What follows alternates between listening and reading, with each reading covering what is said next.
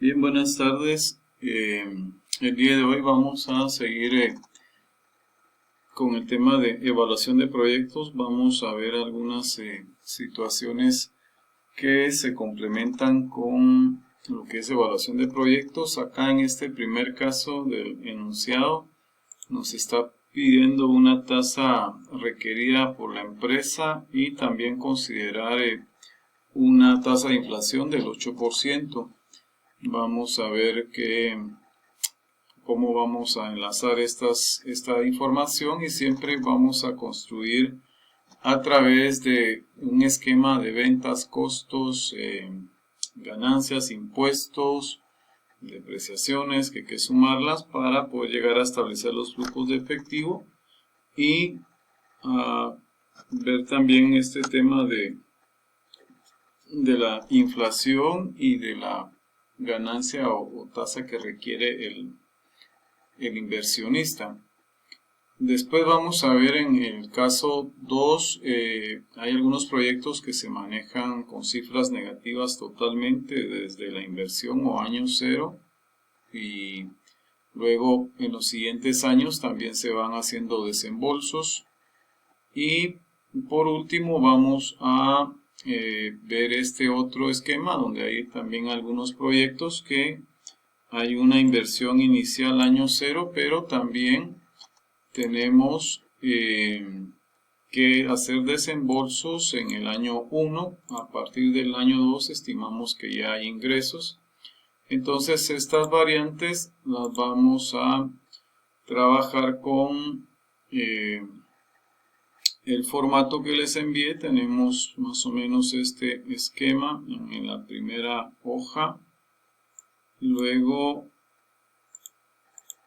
en la segunda pues tenemos este otro esquema para los proyectos negativos. Los vamos a trabajar y les aparece una tercera hoja donde están estos que llevan una parte negativa y lo demás positivo, y vamos a hacer algunas comprobaciones interesantes a este respecto.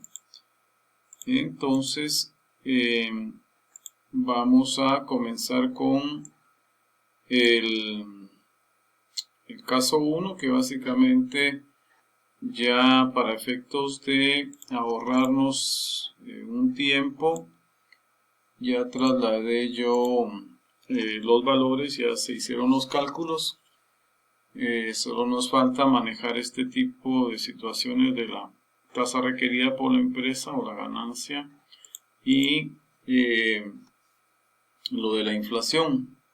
Para ello entonces pasemos a su formato en la primera hoja, y ahí tenemos la información: una inversión de 75,000, la duración, la depreciación, impuesto, tasa requerida que es del 15 y del 8%. Entonces normalmente construimos, como les decía, a través de este esquema de ventas, costos, ganancia. Ya están hechos los cálculos para que ustedes puedan ir ahorrando tiempo y nos concentremos más en el tema principal. Entonces acá ya por lo que hemos visto, a la ganancia le restamos el impuesto y nos queda una ganancia después de impuestos. Luego sumamos depreciaciones y aquí me parece que hay que hacer un cambio porque estas cifras estaban de otro ejercicio. Copiamos y ya tenemos las cifras. Luego vamos a pasar a la parte de abajo donde está este esquema de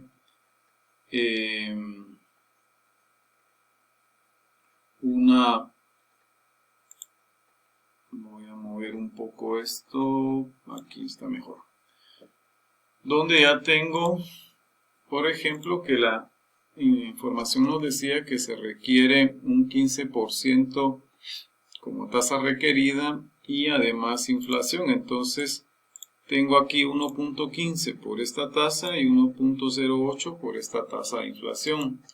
Lo que tengo que hacer es calcular ahora y buscar la función potencia para poder obtener el factor que me va a actualizar estos fondos. Entonces, acá me pide número y después potencia, o sea, cuánto voy a elevar. Entonces el número sería 1.15 y la potencia sería menos 1. Le doy a aceptar y ya me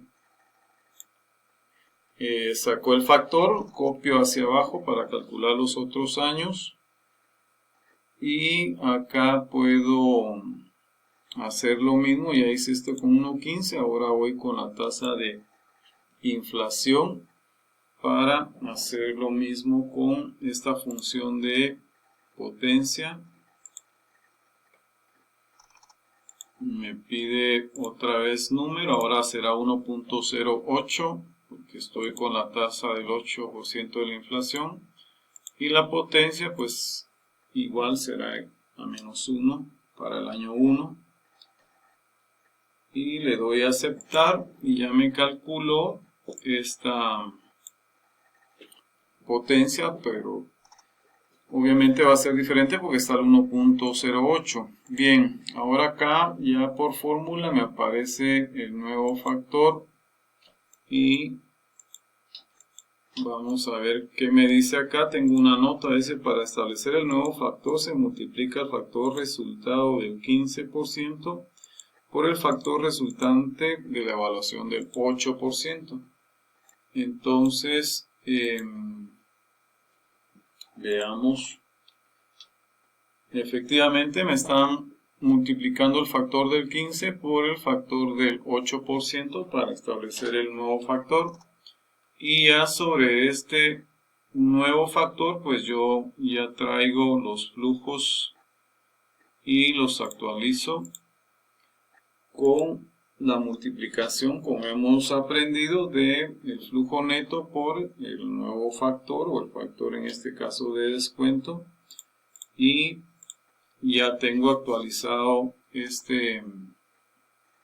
todos los ingresos que voy a obtener. Solo me hace falta entonces colocarle acá lo que es la inversión. Se la voy a restar. Eran 75.000, me recuerdo yo. Vamos a ver aquí arriba.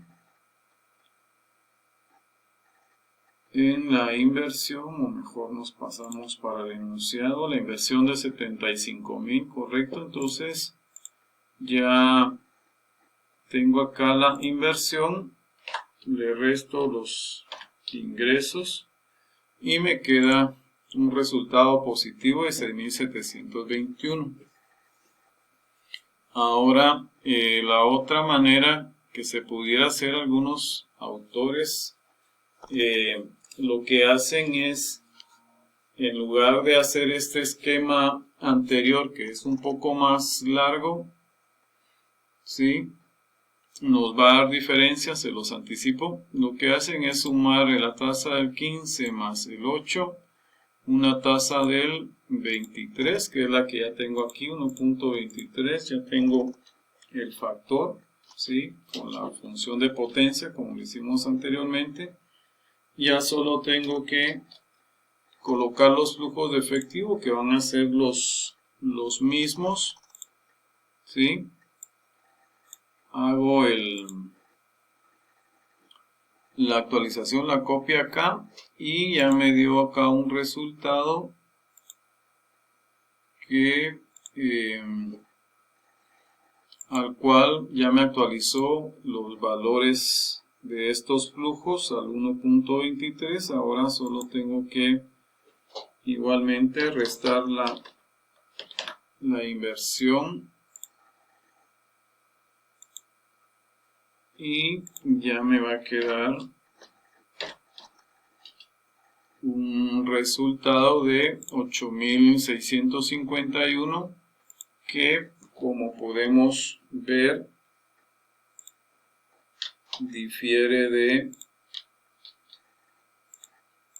de esta cantidad que tengo en el primer esquema, ¿sí? Si vemos la diferencia en valores, son 1930. Al final, por lo que hemos evaluado, pues ambos proyectos son realizables, o no es que sean ambos proyectos, perdón, sobre ambas formas de calcular la tasa del inversionista,